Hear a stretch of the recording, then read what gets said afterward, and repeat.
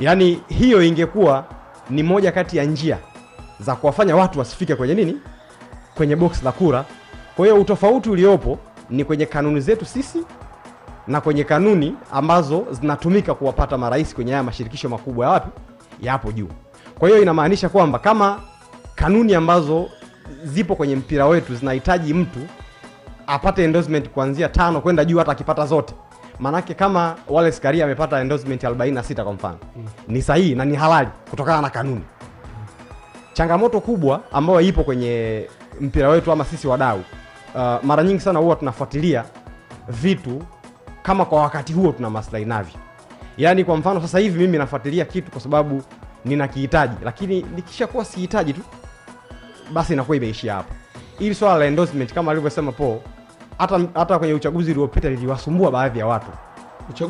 Uchaguzi uliopita liliwasumbua baadhi ya watu, lakini baada ya hapo hakuna watu ambao walipaza sauti kuhakikisha kwamba tunarekebisha, kwa sababu kutoa kabisa kwamba endorsement zisiwepo ni kitu ambacho hakiwezekani, kwa sababu endorsement ni takwa la kisheria kwenye chaguzi za kwenye mpira wa miguu. Sasa hivi punde tu taarifa za ndani kabisa ambazo nimezipokea sasa hivi, maana tunaendesha kipindi huku taarifa zinaingia. Taarifa za ndani ambazo nimezipokea hivi sasa, Ali Moshi Tembele Mayai anarudisha fomu leo saa 6 mchana makao makuu ya TFF bila hata endorsement. Sasa mimi nitarudisha hivyo kaimu mkurugenzi wa michezo. Alikuwa kaimu mkurugenzi wa sasa unajua anarudisha hivyo. Akirudisha bila endorsement maana yake atakuwa hana uhalali wa kuingia kwenye sanduku la kura, si ndio? Ndio pesa yake itakuwa sadaka. Baada pale alisema atazungumza na waandishi wa habari. Point yangu nyingine ya msingi, samani kidogo hapo. Point yangu nyingine ya msingi. Ali alichukua fomu chaguzi uliopita, sio? Ndio. Inakuwaje saizi anakosa tena endorsement? Maana yake hakuwa amejiandaa na uchaguzi, hakuwa ameamua kama atarudi tena kwenye sanduku la kura. Maana yake alikuwa na miaka 4 ya kutafuta tena endorsement. Kwa sababu unajua nini Job? Sasa mimi hapa hizo endorsement wakati umeshasombwa zote. Umesikia alikuwa kwa wakati ule sasa ulikosa. Lakini sina chaguzi nyingine nakuja baada ya miaka 4. Sasa hapa kipindi hiki cha hii miaka 4 ulikuwa mnafanya nini? Anatengeneza sasa huko mimi napingana na huko kutengeneza watu wako wakuja kukuendorse. Ndio kuandaa mazingira ya rushwa.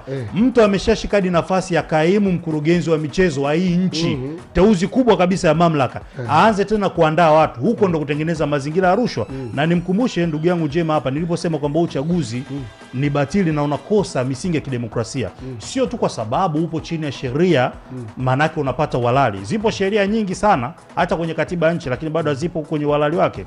Mfano, sheria mwaka 72 inasema binti mwenye umri wa miaka 15 anaweza kaolewa kwa ruhusa ya wazazi wake. Wewe ukiwa kama mzazi unaweza kumruhusu binti wa miaka 15 akafunga ndoa? Lakini kwenye sheria ipo.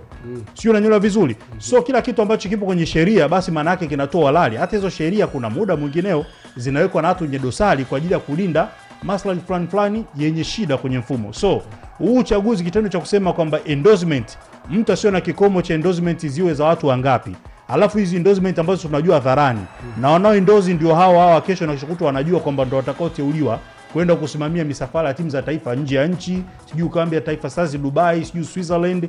Hawa ndio watu wanaochaguliwa kuwa makamishna wa mechi kubwa kwenye hii hapa nchi.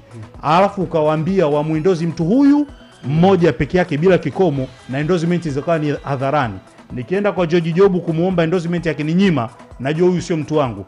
Ni dhahiri shahiri tunatengeneza mazingira kukosa demokrasia. Hizi kura ziende tena kuwa za siri kama uchaguzi wa kidemokrasia unavyotaka. Uchaguzi unakosa uhalali wake. Pale si ni kwamba umesikia Maulid jana kitu kimoja. Huu uchaguzi kuwa ni halali ama kutokuwa sio halali, sidhani kama ni jambo ambalo naweza likasema na mtu mmoja. Ni jambo ambalo inabidi uchunguzi ufanyike. Kwa hiyo mpaka tunavyoongea na jambo kwa sasa sio mpaka liseme na watu milioni 60. Yes, lakini uchunguzi ufanyike. Yaani kuna vitu, kwa mfano mimi ninaposema huyu ni mtoa rushwa, mimi sio mwenye wajibu huo, kuna vyombo. Kwa mfano tunavyozungumza sasa hizi TFF hakuna sehemu yote ambayo wamevunja kanuni. Lakini wasiwasi wetu ni kwamba je, hizi endorsement zimepatikana kwa njia halali? Je, yani mbona hatuoni mema sana ya kufanya huyu mtu ashawishi kuchukua endorsement zote? Kwa hiyo wasiwasi wetu ni kwamba hizi endorsements zimetoka kwenye njia halali. Sasa kama hazijatoka kwenye njia halali, hapo uchaguzi unakuwa batili. Kwa hiyo issue ya kusema uchaguzi ni batili ama sio batili, kwangu mimi kwa kusema tu hivi mtu mmoja naona hai make sense. Nafikiri hiyo inabidi uchunguzi. Tuangalie kwamba ni halali kwenye njia, kama zimetoka kwenye njia ambayo sio halali, Nasri, tumetengewa hapa chai inatusubiria tukitoka kwenye Sports Arena. Mkainywe. Kuna mandazi 10 yako pale. MC Po anatoka anachukua mandazi yote 10. Ila anajua mimi nikichukua andazi zaidi ya moja kuna mtu nimempunguzia. Nikichukua mawili kuna watu wawili nikichukua matatu kuna watu wawili nimewapunguzia. Nikachukua yote 10. Unahitaji uchunguzi wa namna gani kujua kwamba huyu mtu ni mlafi na kwa makusudi ana lengo la kuhakikisha wenzake wanywe chai? Lakini au kwa nini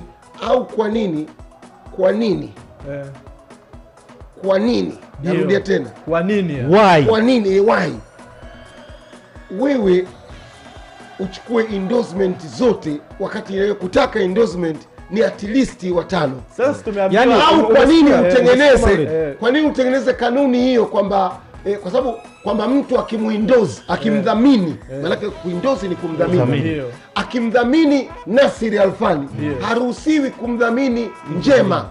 Sasa kwa sababu watu wawili wote wanataka wanafaa. Watu wawili sasa unajua wakati kafu unaomba unaweza wewe ukanidhamini, wewe tukanidhamini ukamdhamini tena mwingine.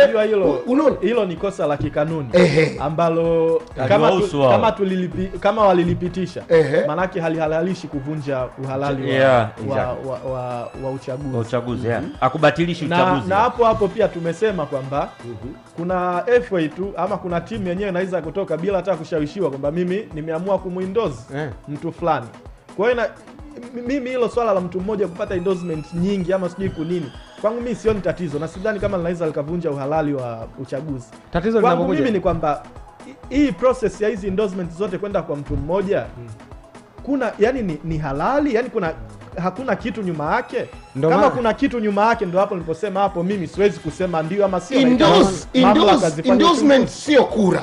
Kwanza tukubaliane. Sawa, sio kura lakini hawezi mtu akakuendorse wewe na sikupigie kura. Impossible.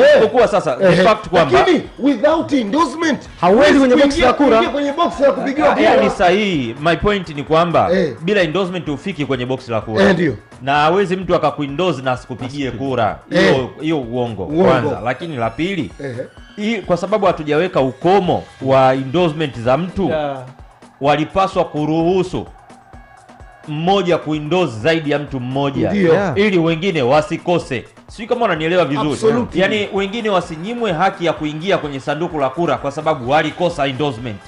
Yani ilitakiwa hiyo hivi kwa sababu hakuna ukomo. Yoyote anaweza kapata idadi zozote zisizopungua 5, hata kama 47 zote utazipata mtu mmoja. Lakini mmoja awe na uhalali wa kuendorse mtu zaidi ya huyo mmoja ili usiblock wengine. Unaelewa sijui? Sasa kwa sababu endorsement inatoka mara moja kutoka kwa mtu mmoja, hapo ndo unatengeneza mianya ya pesa. Hapo ndo unatengeneza mwanya wa pesa. Kwa sababu na uhakika wewe ukiniendorse mimi hauwezi kumuendorse mtu mwingine. Si ndio maana yake? Na ili nihakikishe wewe unaniendorse mimi hauwezi kumuendorse mtu mwingine, lazima nipitishe rupia.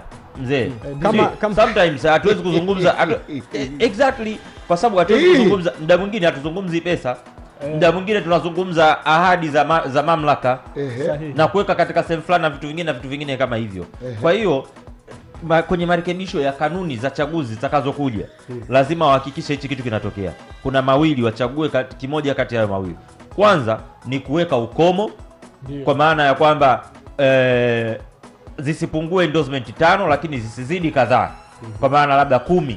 Ili mmoja akipata 10 kuna 37 zimebaki. Ambazo ukizigawanya mara 5 zina uwezo wa kuruhusu watu wengine 6 kupata kima cha chini cha endorsement kitakazowaruhusu kuingia kwenye sanduku la kura. Sio kama tunaelewana mpaka hapo.